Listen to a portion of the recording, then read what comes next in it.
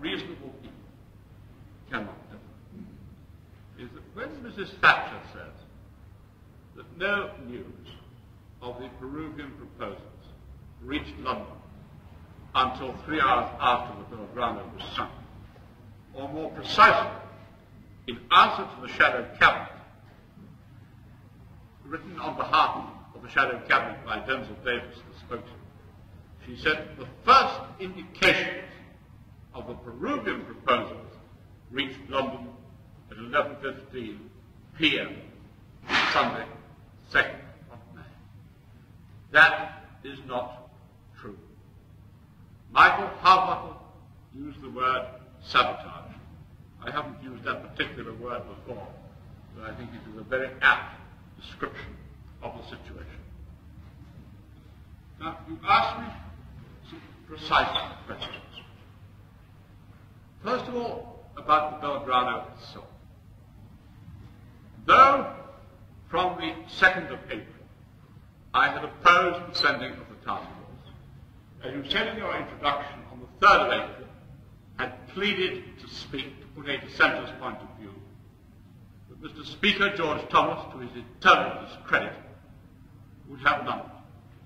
Not because he didn't call Tam Dalyell, but because he didn't call any of the more vociferous dissenters. And we now know from his memoirs why.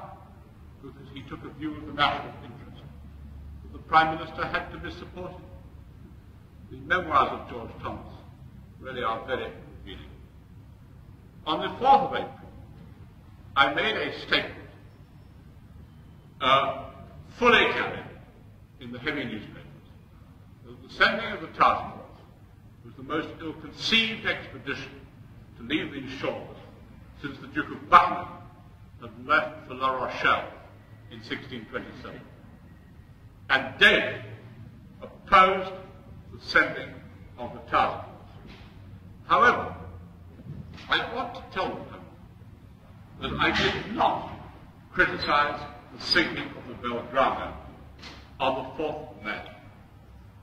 It happened on the 2nd of May. On the 4th of May, the House of Commons had its first opportunity. And I asked whether it was done with the authority of the Prime Minister. Yes, came the answer, full political control.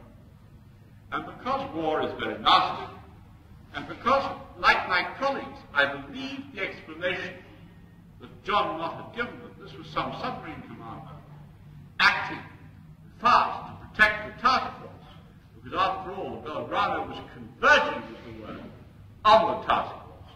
But war is very unpleasant, but this was the protection of British servicemen.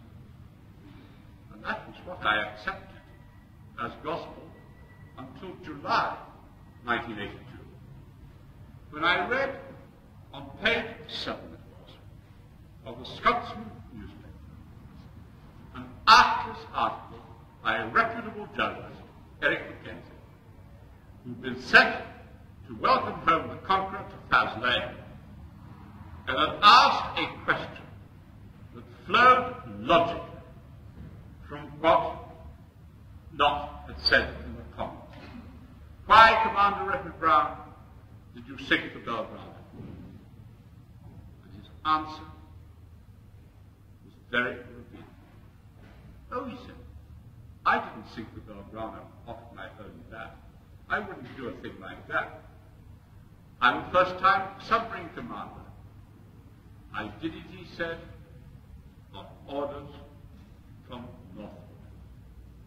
Now, this was totally different from what Parliament, press, and people had been told. And I put it to the panel, it's the old question of small inconsistencies being part of larger inconsistencies. Small lies being part of larger lies. Now, if in August or September or October 1982, the government had made anything like a clean breast and said, look, we had to enter into some deception. This is war. The real position is. Instead of it, we got a whole series of false statements that they had to do it because of the Birdwood Bank. When I went to the briefing of the Ministry of Defence, Sir Sandy Woodward said, well, we had to do it urgently because, and this was the answer to parliamentary questions, because otherwise we'd have lost the Belgrano in going over the Birdwood Bank. Now, when one looked at the coordinates, she'd been and was going and was known to be going, nowhere near the Birdwood Bank. Anyhow, these waters are well charted. Average depth of the Birdwood Bank, 90 fathoms. Minimum depth, 25 fathoms. These SSMs are built with the capacity to operate in the Baltic, which is a shallow sea. And it just, to anybody who knew the details